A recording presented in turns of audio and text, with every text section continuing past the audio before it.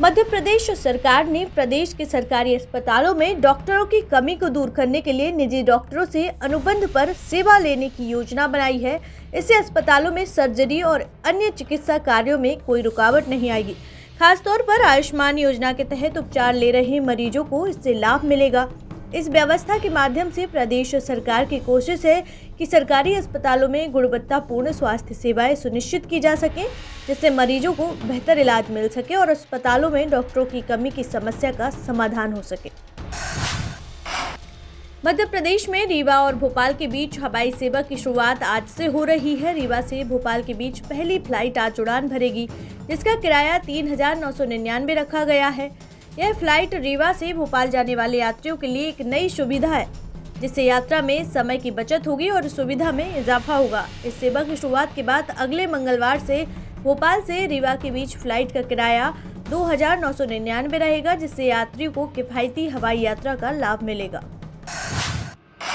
मध्य प्रदेश के बिजली कर्मियों के लिए एक बड़ी राहत की खबर है। अब बिजली के तारों और अन्य उपकरणों की मेंटेनेंस के दौरान उनके जीवन को खतरे से बचाने के लिए उन्हें हॉट सूट दिए जाएंगे। यह कदम राज्य में पिछले 19 वर्षों से 500 से अधिक बिजली कर्मियों की मौतों के बाद उठाया गया है। इन सूट से बिजली कर्मियों की सुरक्षा सुनिश्चित की जाएगी, खासकर उन कर्मियों की जिनका काम उच्च वोल्टेज वाली बिजली लाइनों पर होता है। इससे उनकी सुरक्षा में उल्लेखनीय सुधार होगा और जीवन रक्षात्मक उपायों को बढ़ावा मिलेगा।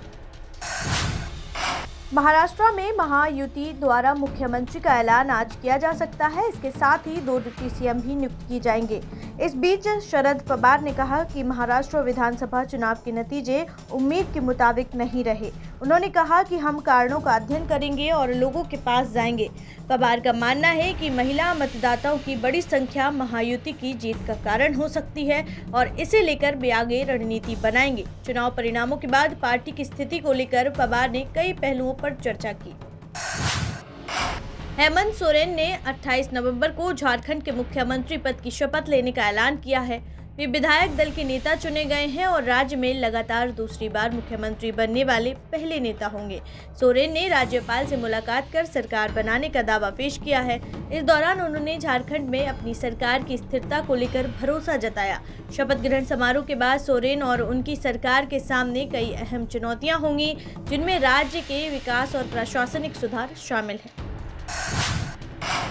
सुप्रीम कोर्ट में पटाखों पर बैन को लेकर आज सुनवाई होगी, जिसमें दिल्ली सरकार को 25 नवंबर तक डेडलाइन दी गई थी। इस मामले में दिल्ली में प्रदूषण की स्थिति को लेकर सरकार की ओर से उठाए गए कदमों पर चर्चा की जाएगी। कोर्ट ने पहले ही यह स्पष्ट किया था कि प्रदूषण को नियंत्रित करने के लिए पटाखों पर प्रतिबंध जरूरी है। खासकर दिवाली के समय में इस सुनवाई में न्यायालय दिल्ली सरकार से यह सुनिश्चित करने को कहेगा कि प्रदूषण पर काबू पाने के लिए सभी जरूरी कदम उठाए जाएं। आईपीएल 2024 की नीलामी में ऋषभ पंत और श्रेयस अय्यर सबसे महंगे भारतीय खिलाड़ी बन गए हैं और उन्हें क्रमशः 23.75 करोड़ और 19.75 करोड़ में खरीदा गया है। इसके अलावा वेंकटेश अय्यर को भी 16.5 करोड़ में खरीदा गया है, जो आईपीएल के सबसे महंगे भारतीय खिलाड़ियों में से तीसरे स्थान पर हैं।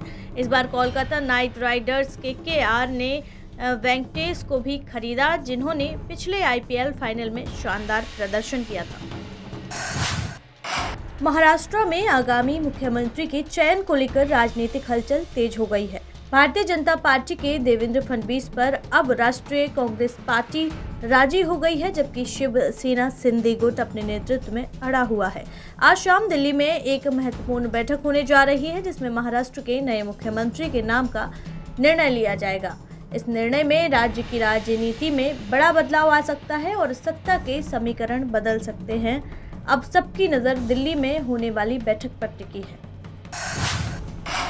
मध्य प्रदेश बोर्ड परीक्षा के आयोजन में इस बार महत्वपूर्ण बदलाव किए गए हैं। राज्य के बोर्ड परीक्षा केंद्रों में अधिकांश केंद्र निजी स्कूलों को निर्धारित किए गए हैं, जिनकी संख्या बढ़ाई गई है।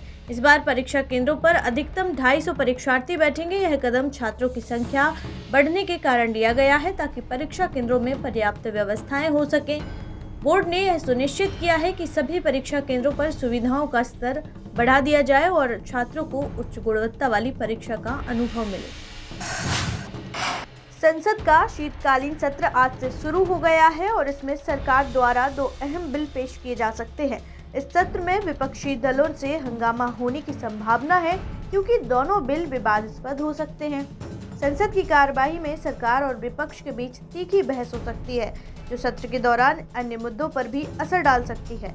इस सत्र के दौरान खासकर महत्वपूर्ण कानूनी सुधारों और बिलों को लेकर चर्चा और पारित किए जाने वाले विधेयकों पर सभी की निगाहें रहेंगी।